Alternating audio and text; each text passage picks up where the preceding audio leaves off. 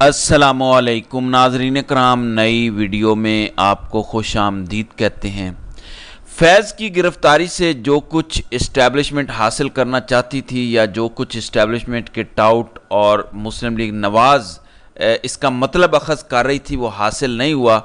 خان کو ڈرانے کے لیے یہ ساری بڑکیں ماری گئیں، لیکن خان ٹس سے مس نہیں ہوا۔ خان ذرا برابر بھی نہیں ڈرا، بلکہ خان نے کہا کہ میرا فیض سے کچھ لینا دینا نہیں ہے، آپ نے جو کرنا ہے کرتے رہیں، یہ آپ کا انٹرنل میٹر ہے۔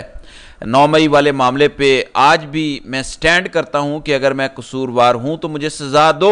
بناؤ جوڈیشل کمیشن۔ لہٰذا اب خبریں یہ چلائی جا رہی ہیں، انصار عباسی جیسے صحافی یہ دعویٰ کرنے میں لگے ہوئے ہیں کہ اصل میں ان ساری مشکوک چیزوں کے پیچھے، 9 مئی کے پیچھے، خان کے پیچھے، اس مومنٹ کے پیچھے جنرل فیض حمید نہیں ہے بلکہ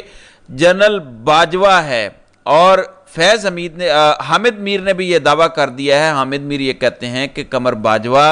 بچ نہیں پائے گا، قمر باجوہ کے گرد بھی گھیرا وہ کہتے ہیں کہ تنگ ہوگا، اور وہ کہتے ہیں یہ جو ایک تاثر بنایا جا رہا ہے کہ خان نے فیض حمید اور باجوہ کو استعمال کیا، وہ کہتے ہیں کہ ایسا ہے نہیں۔ حقیقت یہ ہے کہ باجوہ نے اپنے مقاصد کے لیے اور فیض نے اپنے مقاصد کے لیے خان کو استعمال کیا۔ اب یہ جو فیض والی ایک ایپیسوڈ چل رہی ہے کہ دیکھو فیض نے یہ کر دیا وہ کر دیا، بانی پی ٹی آئی کے ساتھ رابطے تھے، فلاں جیلر کو گرفتار کر لو، فلاں ڈپٹی سپرنٹینڈنٹ کو گرفتار کر لو، ادھر سے بندے پکڑے گئے ادھر سے بندے پکڑے گئے۔ شاہد میتلا ایک سینئر صحافی ہیں جنہوں نے جنرل باجوہ سے ملاقاتیں بھی کی تھیں، کالم بھی لکھے تھے، یہ اسٹیبلشمنٹ کے کافی قریب سمجھے جاتے ہیں۔ انہوں نے ایک انٹرویو دیا ہے۔ شاہد میتلا کہتے ہیں کہ اصل میں جنرل فیض حمید شروع سے ہی عاصم منیر کے مخالف تھے۔ عاصم منیر جب کور کمانڈر گجرانوالہ تھے تو اس وقت انہوں نے ماسٹر ٹائل والوں سے عاصم منیر کے خلاف خط لکھوایا تھا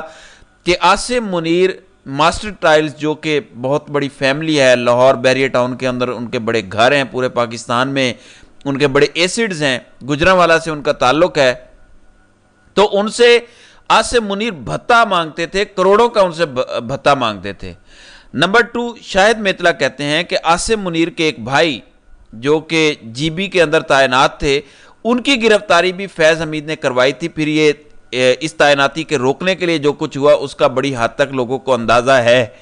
جب نئے آرمی چیف کی تعیناتی ہونی تھی تو کس طرح سے لسٹ کے اندر عاصم منیر کا نام نہیں تھا، کیونکہ عاصم منیر نے 2 دن پہلے غالباً 26 نومبر کو ریٹائر ہو جانا تھا۔ اس کے بعد ان کی ریٹائرمنٹ فریز کی گئی اور جو کچھ ہوتا رہا، نادرا سے ڈیٹا لیا گیا اور ان کی ٹریولنگ ہسٹری بھی پبلک کی گئی، تو یہ بہت ساری کہانیاں ہوئیں۔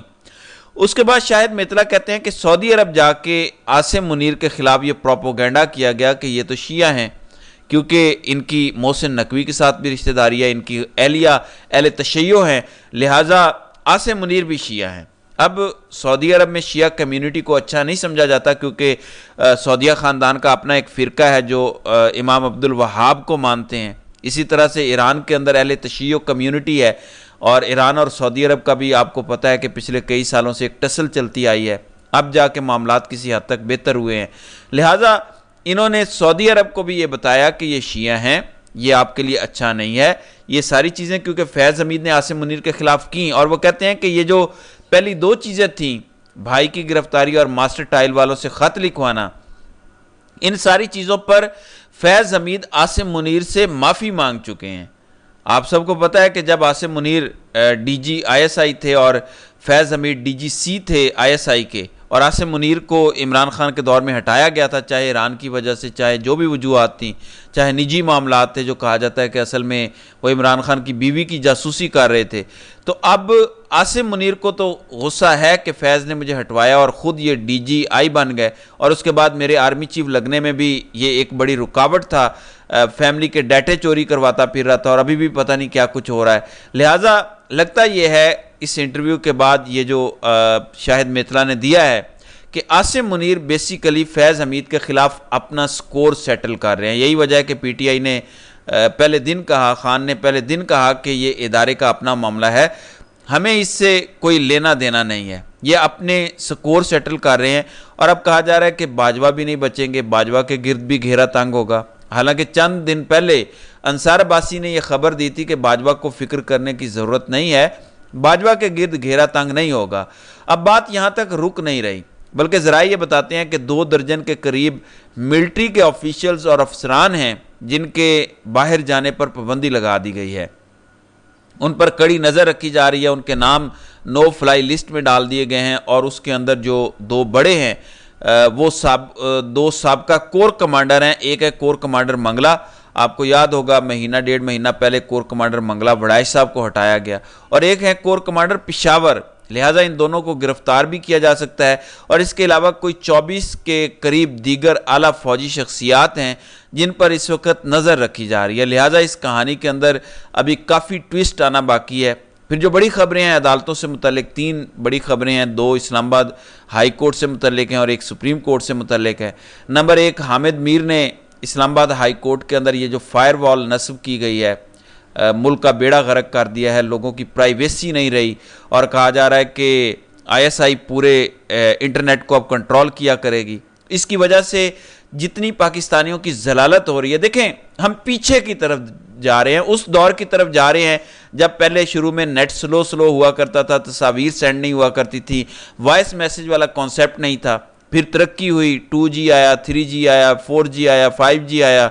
اور اب دنیا 6G اور 7G کی طرف جا رہی ہے، مگر ہم پیچھے کی طرف چل پڑے ہیں۔ تقریباً ہم 2009-2010 کے قریب پہنچ گئے ہیں کہ آڈیو میسیج بھی سینڈ نہیں ہوتا، تصویر بھی سینڈ نہیں ہوتی، ڈاؤن لوڈ بھی نہیں ہوتی، تو ہم پیچھے کی طرف چل پڑے ہیں۔ تو اب اس فائر وال کو لے کر حامد میر نے اس کو چیلنج کیا ہے ایمان مزاری کے ذریعے اسلام آباد ہائی کورٹ کے اندر، تو یہ کیس فکس ہو چکا ہے اور کل اس پر سماعت کریں گے جسٹس عامر فاروق۔ اب یہ کوئی اچھی خبر نہیں ہے کیونکہ جسٹس عامر فاروق تو خود ایک مہارٹ آؤٹ ہیں۔ عامر فاروق کون سی ایجنسیز کو بلا لے گا، کون سا اسٹیبلشمنٹ، کون سی حکومت سے یہ پوچھے گا کہ یہ فائر وال آپ نے کیوں لگائی ہے، آپ کو نہیں لگانی چاہیے تھی، یا اس کے حوالے سے آپ وضاحت کریں۔ پھر جو دوسرا سب سے اہم کیس فکس ہوا ہے وہ ہے عمران خان کا 190 ملین پاؤنڈ کیس، جس پر سٹے آرڈر مانگا گیا ہے۔ اس کیس پر میں تفصیلاً پچھلی ویڈیو میں بات بھی کر آیا ہوں، اور کہا گیا ہے کہ نیب کی 343ویں میٹنگ کے مطابق یہ سفارش کی گئی تھی کہ اس کیس کو بند کیا جائے، اور اس کے اندر کچھ بھی نہیں ہے، لہٰذا یہ کیس بھی فکس ہو چکا ہے۔ کل PTI کافی دوڑی بھاگی کیونکہ خطرہ یہ تھا کہ اڈیالہ میں کوئی واردات ڈالی جا سکتی ہے، کیونکہ قاضی صاحب کو بڑی جلدی ہے کہ خان کو فوراً اس کیس میں بھی سزا ملے، لہٰذا یہ کیس بھی فکس ہو چکا ہے۔ اس کیس کے اندر جو بینچ بنا ہے وہ بڑا تگڑا ہے، اور اس بینچ میں جسٹس بابر ستار اور جسٹس میاں گل حسن اورنگزیب شامل ہیں، لہٰذا سوموار کو اس حوالے سے بھی کوئی بڑا سرپرائز آ سکتا ہے کہ عدالت آرڈر کر دے کہ 190 ملین پاؤنڈ کیس کا فیصلہ نہ سنایا جائے، یا اس کا ٹرائل کا عدم قرار دیا جائے، یا ریکارڈ پیش کیا جائے، لہٰذا اس کے اندر بھی ریلیف مل سکتا ہے، کوئی بڑا سرپرائز آ سکتا ہے۔ اور جو نیب والی نئی گرفتاری ہے وہ بھی کیس اگلے ہفتے سے ہے، وہ بھی اسی بینچ کے سامنے ہے، لہٰذا اس کے اندر بھی جھٹکا لگ سکتا ہے، کیونکہ جس طرح سے نیب نے کال اپ نوٹس جاری کیا، نئے توشہ خانہ میں بار گرفتاریاں ڈالیں، تو اس پر پچھلی سماعت پر جو ریمارکس ججوں کے نظر آئے ان کو مد نظر رکھتے ہوئے یہ کیس بھی اب بچتا ہوا نظر نہیں آ رہا۔ پھر تیسرے نمبر پہ ایک انتہائی اہم کیس جو کل کے لیے فکس ہے، قاضی فائز عیسیٰ کی عدالت میں 5 رکنی بینچ پنجاب کے الیکشن ٹریبیونلز پر کیس سننے جا رہا ہے۔ الیکشن ٹریبیونلز کے اندر جتنے بھی فریق ہیں ان میں سے 9 فریق جنہوں نے درخواست دی تھی جو اس کے اندر فریق ہیں اس کیس کے اندر، لیکن ٹریبیونل والے معاملے پر انہوں نے تحریری طور پر درخواست کر دیا کہ قاضی فائز عیسیٰ یہ کیس نہ سنیں۔ قاضی فائز عیسیٰ